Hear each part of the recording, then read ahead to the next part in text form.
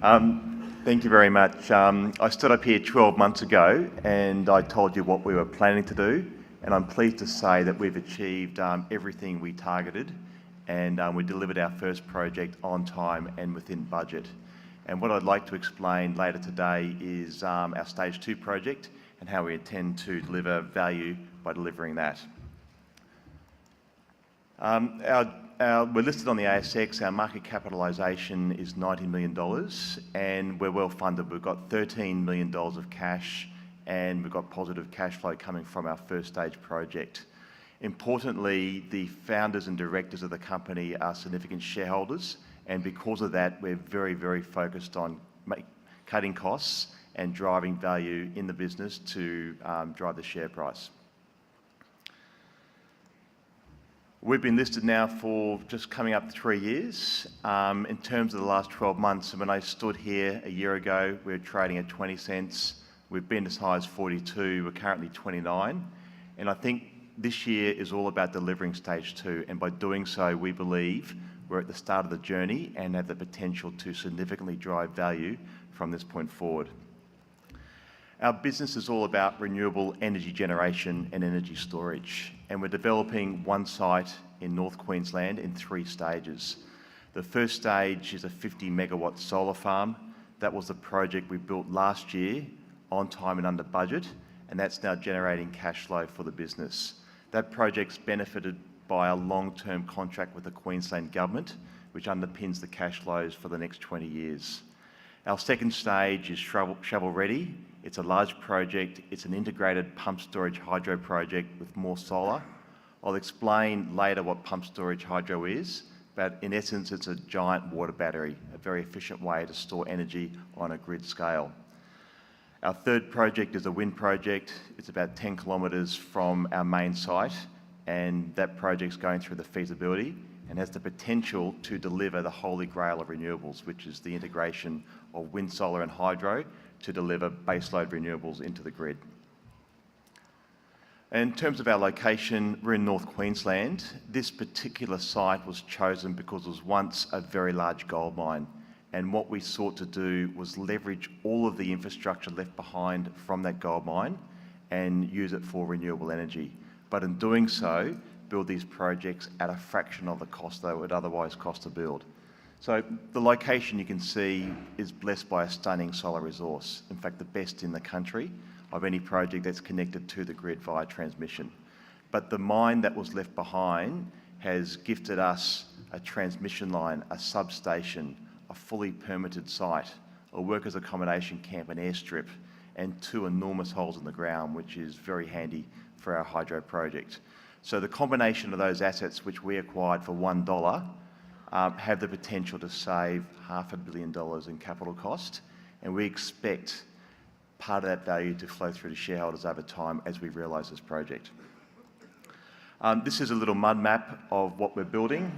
The little triangle there is actually 200 hectares. It's our Stage 1 solar farm that was built on the tailings storage facility that's now operating, and has proven that this site is ideal for the production of renewable energy.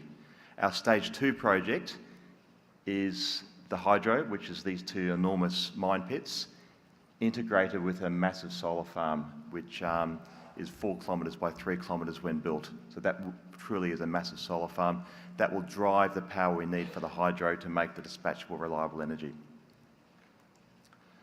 There's some very fundamental changes happening in the electricity market in this country, which I think underpin why we believe this project has a fundamental advantage, which is likely to be with it for many, many decades to come. What we're seeing around the world and in this country is the massive take-up of wind and solar. Now that can be on someone's roof or on large-scale applications, but what's happening is that that is now coming into the grid in the form of wind or solar, which obviously is intermittent energy, can't be relied upon because it depends on the sun shining or the wind blowing. So what the market is now crying out for is low-cost energy storage. Of course, there's many ways to store energy, but the lowest cost, the most mature technology for grid-scale energy storage is pump storage hydro. The Snowy 2.0 is a very good example, and what we're doing in Queensland is another example of a shovel-ready project. The driver of this, of course, is the massive decline in costs for wind and solar. So 3 or 4 years ago, wind projects and solar projects required subsidies to be economic. That is no longer the case. New build solar and wind is competitive with gas and coal to build, but the advantage, of course, is once these projects are built, there's no cost for the sun or for the wind. So our fuel cost is zero, and therefore they have a long-term competitive advantage in the grid. This, of course, is happening all around the world, and for example, in Europe, you've got high degrees of renewable energy penetration. In some countries, like Germany, around 30%, but in other countries as high as 50 and 60%. And the way that is managed, the way they control the intermittency or the unreliable of renewable energy in Europe is that they have co-located large pump storage hydro projects throughout Europe, so that if the wind's not blowing, the sun's not shining, those hydro units can generate to dispatch power into the grid. There's nothing new about pump storage hydro. It's been around for 100 years, and there's more than 1,000 of these plants operating in the world. There's 3 that currently exist in this country, Snowy 2.0, there's Wivenhoe near Brisbane, and Origin Energy own the Shoalhaven asset near Sydney. So our project will be the 4th pump storage in Australia, and it'll be the 3rd largest. So we view it as a strategic asset, which is well placed to benefit from the changes in the electricity industry. And this is a little graphic that illustrates how dominant pump storage is in terms of energy storage relative to other technologies such as batteries and the like. But anyway, moving on to what we've delivered, our stage 1 solar farm is now in operations. It's 50 megawatts in size, and that project was completed on time and on budget last year. It comprises more than 500,000 solar panels mounted on a tracking system, so the panels follow the sun from the morning through to the afternoon, and in doing so we generate consistent reliable power into the grid, and that energy is backed by a Queensland Government guarantee which lasts for the next 20 years.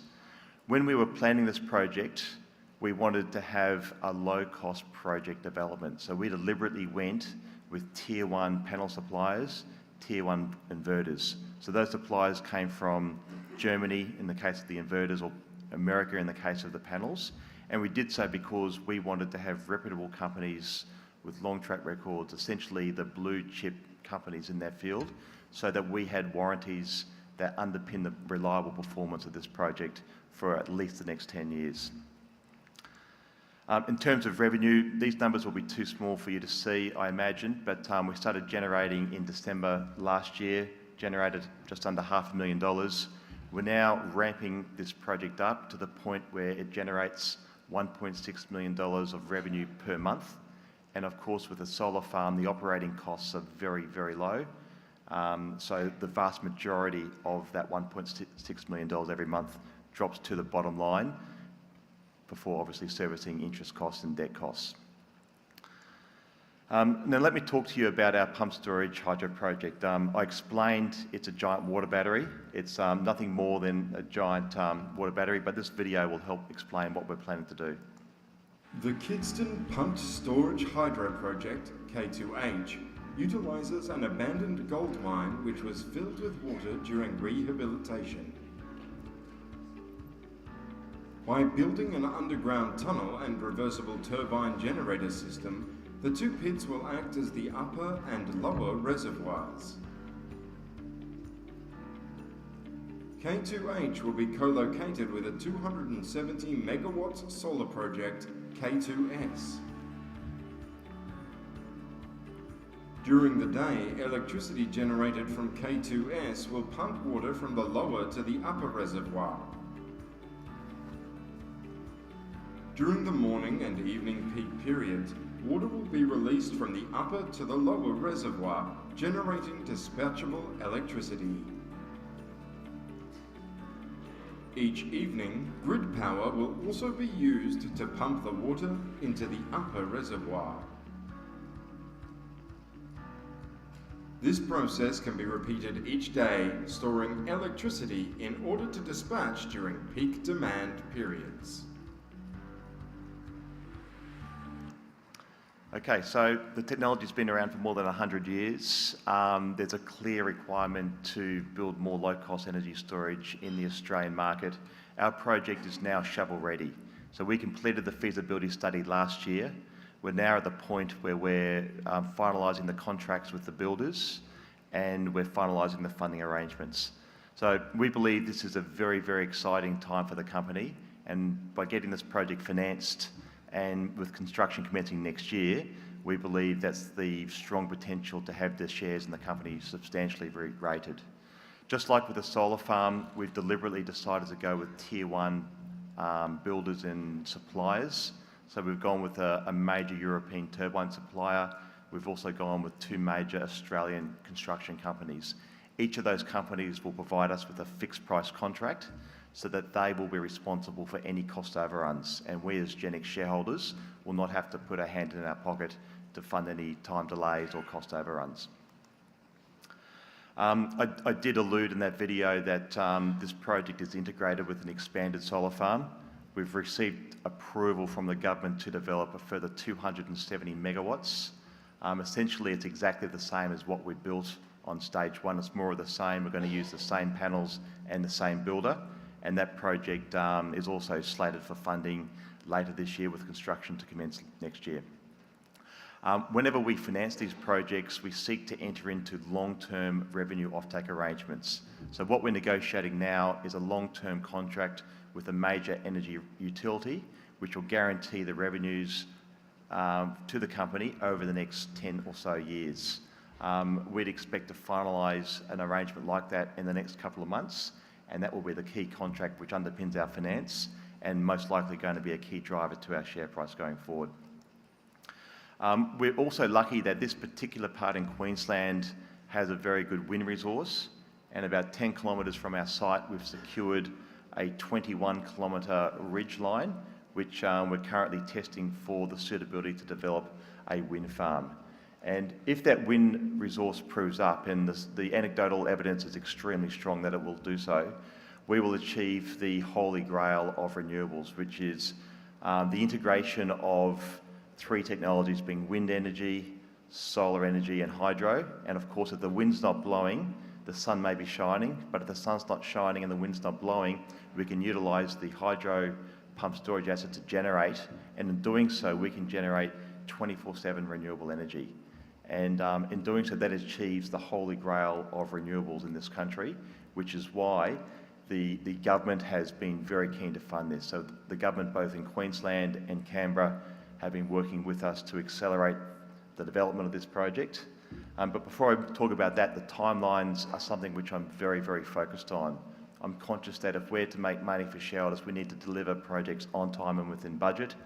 We did that for stage one. The 50 megawatt solar farm will have an economic life of 30 years, and that's now proving its weight in gold in terms of generating cash flows to the company. Stage two is all about getting funded this calendar year.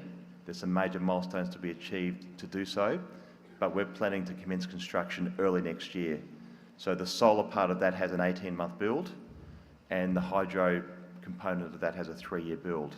And PowerLink will be building a new transmission line to facilitate the export of the energy from those two projects. The wind project is further down the track. There's at least 18 months of feasibility before we're ready to think about investing into that project. I did briefly touch on the government support. Back in the days when subsidies were required, we were lucky to benefit from some grants from the federal government. With the costs of renewables coming down, we don't need any more subsidies. But having said that, ARENA and the Clean Energy Finance Corporation, two government bodies, continue to be very, very engaged in this business, and they're very keen for this project to be developed.